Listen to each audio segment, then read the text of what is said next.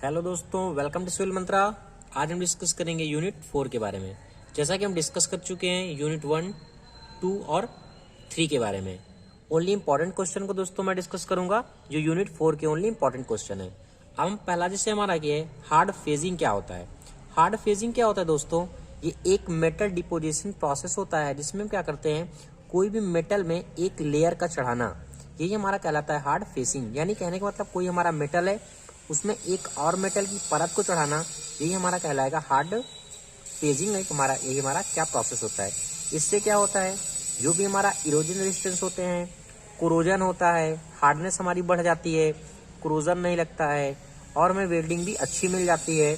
इस कारण से हमारा और क्या होगा, इसमें मजबूत भी हो जाएगा मेटल, इसलिए इसको हम करते हैं हार्ड फेजिंग।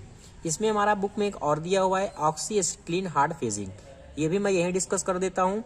इसमें क्या होता है कि ऑक्सी एसिटिलीन हार्ड फेजिंग में क्या करते हैं, जो भी यूज़ करते हैं वो ऑक्सी एसिटिलीन का यूज़ करते हैं, और इसमें फ्लक्स नहीं लगा होता। जैसे कि हम वेल्डिंग का प्रोसेस करते हैं उसी तरह सेम हमारा हार्ड फेजिंग का होता है, बट इसमें क्या होता है, एक लेयर हम क्या करते हैं, परत चढ़ाते हैं वो बेस मेटल पे। जैसे बोले हमारा बेस मेटल है, ये हमारा क्या लेयर है, जो हम क्या कर रहे हैं, इसमें फेजिंग कर रहे हैं, इस मेटल पे डिपोजिट कर रहे हैं। ओके, इनके ऑब्जेक्टिव क्या है, हार्डनेस को बढ़ाता है, एब्रेशन कम होता है, इरोजन हमारा कम हो जाता है, रेजिस्टेंस बन जाता है, और इम्पैक्ट लोड जो होते हैं वो भी हमारे अच्छे हो जाते हैं। तो ये सब सारे क्या है, इसके ऑब्जेक्टिव हैं। लाइफ इनकी क्या हो जाएगी, इंक्रीज हो जाएगी। टू रीबिल्ड वार और scratching out incorrectly cast part, जो हमारी स्क्रैचिंग पार्ट होते हैं उसमें भी ये चीज़ें नहीं होती।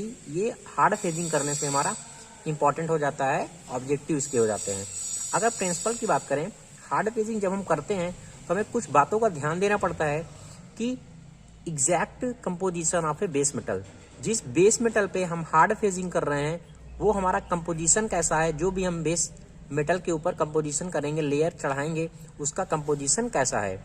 Type of degree of A wear, उसका टाइप कैसा है, और डिग्री ऑफ वियर कैसा है। उसकी वेल्डिंग की पोजीशन कैसी है, जहां हमें करना है फेजिंग, हार्ड फेजिंग करना है, उसका एरिया कैसा है, नीट क्लीन है या नहीं है, हार्ड फेज हो गया, ठीक है। Hardening phasing alloy and hard phasing method, और हार्ड फेजिंग का मेथड क्या है, ये सारी चीजें हमारी प्रिंसिपल में आती हैं हार्ड फेजिंग के। अब हम बात करते हैं इसके हार्ड फेजिंग के हमें एडवांटेज क्या हो जाते हैं। लाइफ हमारी इंक्रीज हो जाती है उस प्रोडक्ट की, क्रोजन रेजिस्टेंस हो जाता है, कॉस्ट भी लेस हमारी होती है इसमें, और कोई भी स्किल ऑपरेटर की जरूरत नहीं पड़ती है। अगर एप्लीकेशन की बात करें कि जो भी हमारा कंस्ट्रक्शन में इक्विपमेंट को हम यूज करते हैं, वह बुलडोजर है या क्या होता है ब्लेड्स है, ये सारी चीजें हार्ड फेजिंग के अंतर्गत हमारी बनाई जाती हैं। अब हार्ड फेजिंग के हमारे बहुत सारे हैं करने के उपाय हैं, तो हमने जान लिया कि हार्ड फेजिंग क्या होता है। अब हम बात करते हैं क्लैडिंग क्या होता है। क्लैडिंग भी एक तरीके से हमारी मेटल को कवर करने के लिए, एक प्लेट को चढ़ाने के लिए होता है।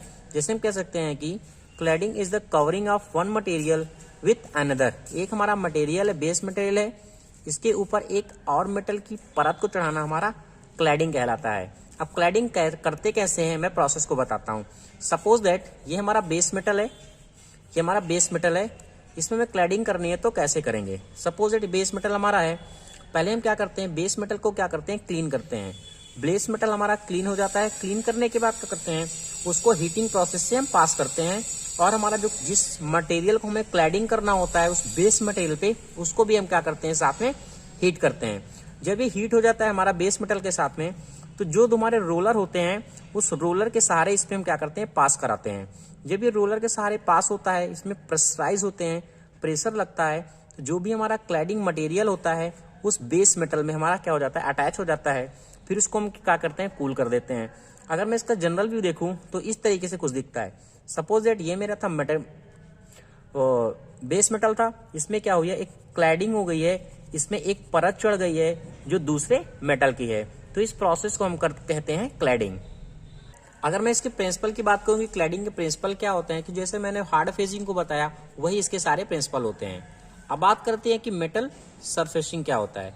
मेटल सरफेसिंग का मतलब एक तरीके की परत चढ़ाना, और इसके कई सारे प्रोसेस हैं जो हम यूज करते हैं। Surfacing is a process of depositing the filler metal by arc or gas welding on a metal surface to be the obtain desired property. इसके अकॉर्डिंग क्या करते हैं, मेटल की सरफेस को क्लीन करते हैं और उसमें फिलर मेटल है या फिर आर्क है या फिर गैस वेल्डिंग के सारे हम क्या करते हैं, उसमें एक परत चढ़ाते हैं। इसके कई सारे टाइप हैं। जो प्रोसेस है हमारा क्लैडिंग होता है, मैंने क्लैडिंग को ऑलरेडी डिस्कस कर दिया है। हार्डनिंग क्या होता है, हार्डिंग फेसिंग क्या होती है, ये भी मैंने बता दिया है। अब बिल्डअप होते हैं और ये बटरिंग होती है। ये 4 प्रोसेस होते हैं जिससे हम क्या करते हैं, मेटल में अपने सरफेसिंग को करते हैं। ओके, लास्ट हमारा क्या है, मेटलाइजिंग। मेटलाइजिंग प्रोसेस क्या होता है? मेटलाइजिंग प्रोसेस हमारा एक तरीके का ऐसा प्रोसेस होता है जिसमें हम क्या करते हैं, मेटल की कोटिंग करते हैं उस बेस मेटल के ऊपर। ओके, कैसे करते हैं? फर्स्टली क्या होगा, हमारा मेटल क्या होगा, हीट होगा। जब मेटल हमारा हीट हो जाएगा तो वो क्या होगा, मेल्ट हो जाएगा। जब वो मेल्ट होगा तो उस जो हमारा बेस मेटल है उसमें कोटिंग हो जाती है। और कैसी होती है वो भी, हमारा जो भी हमारा बेस मेटल रहेगा उसमें क्या होगा, उसकी कोटिंग होगी। जब हमारा मेटल हीट होगा फिर मेल्ट होगा due to the crystallisation temperature तक। अब इसका प्रोसेस क्या है, इसके 2 टाइप होते हैं। कैसे 2 टाइप होते हैं? एक हमारा वायर फॉर्म होता है, एक हमारा पाउडर के फॉर्म में होता है। इसमें क्या करते हैं, इसके ऑपरेटर्स क्या मेन है वो हम देखते हैं। ओके, जैसे क्या है, ये हमारी नोजल है और इसमें क्या होता है, 2 चीजों का बहुत यूज होता है। एक हमारी कंप्रेस एयर का यूज करते हैं, एक हम क्या करते हैं बर्न गैस यानी एसिटिलीन, ऑक्सी एसिटिलीन का भी गैस का भी यूज करते हैं। जो कंप्रेस एयर होती है ये क्या करती है, और ये हमारा क्या है, जो भी हमें बेस मेटल को चढ़ाना है उस लेयर पे वह है। सपोज दैट हमें वायर को इस पे क्या करना है, बेस मेटल पे लेयर करना है, इसकी सर्फेसिंग करनी है तो हम इसका यूज करेंगे। अगर वो पाउडर फॉर्म में है तो हम पाउडर फॉर्म में यूज करेंगे। बट पाउडर फॉर्म में, गैस फॉर्म में क्या होता है, उसमें एक हमें कैरियर गैस का भी यूज करना पड़ता है, जैसे कि नाइट्रोजन होती है। ठीक है, तो क्या होगा, जब ये हमारा मेटल जो है इससे पास होगा तो क्या हो जाता है कि जो भी हमारी कंप्रेस एयर रहती है, ये कंप्रेस होती है, यहाँ आके रुकती है। ठीक है, और ये हमारी क्या नोजल है। नोजल का वर्क क्या होता है, इसको क्या करता है, प्रेशराइज करता है कि इसको किस वेलोसिटी से जाना है, उसको क्या करेगा, प्रमोट करेगा। तो और हमारी क्या हो जाती है, यहाँ ज्वलनशील गैसें होती हैं, ऑक्सी एसिटिलीन जैसे हमारी गैस हो गई। ठीक है, तो जब यहाँ से पास होती है तो ये वायर जो होता है हमारा, जो हमारा मेटल होता है जिसको हमें इसमें प्लेस करना पड़ता है, चढ़ाना होता है, वो यहाँ क्या होता है, हीटिंग प्रोड्यूस करने लगता है। जब यहाँ मेल्ट हो जाता है तो हमारी जब कंप्रेस एयर आती है तो क्या करती है, इतनी कंप्रेस होती है, इतनी वेलोसिटी से आती है कि यहाँ क्या करती है, स्ट्राइक कर देती है। और जो हमारा बेस मेटल होता है उसमें थिक लेयर बन जाती है, जो नियर अबाउट 0.25 mm तक हम क्या कर सकते हैं, लेयर को बना सकते हैं।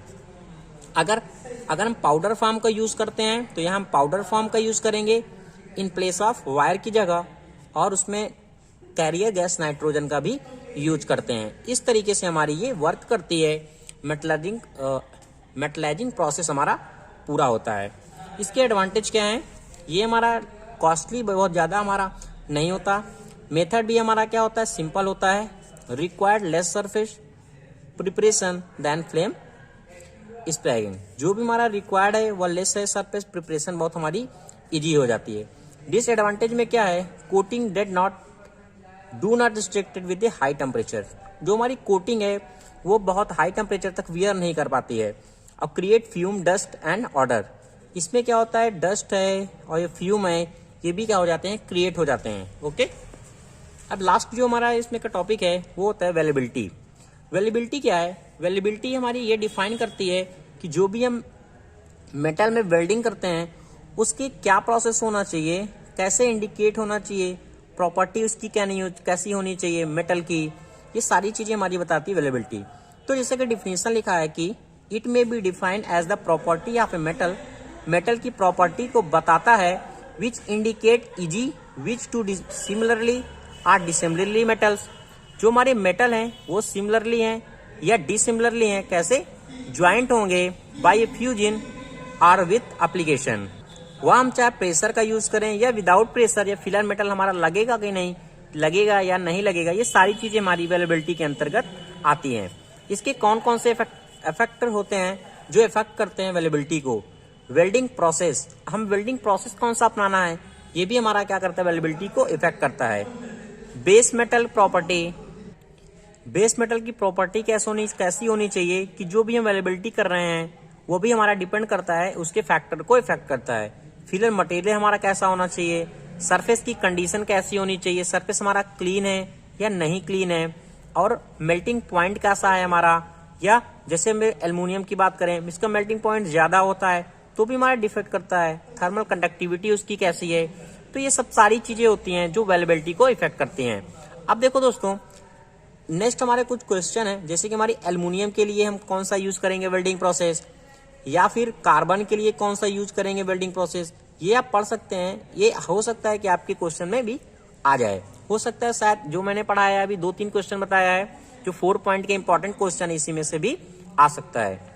Thank you watching this video दोस्तों। वीडियो को लाइक करें, शेयर करें और सब ज्यादा से ज्यादा सब्सक्राइब करें।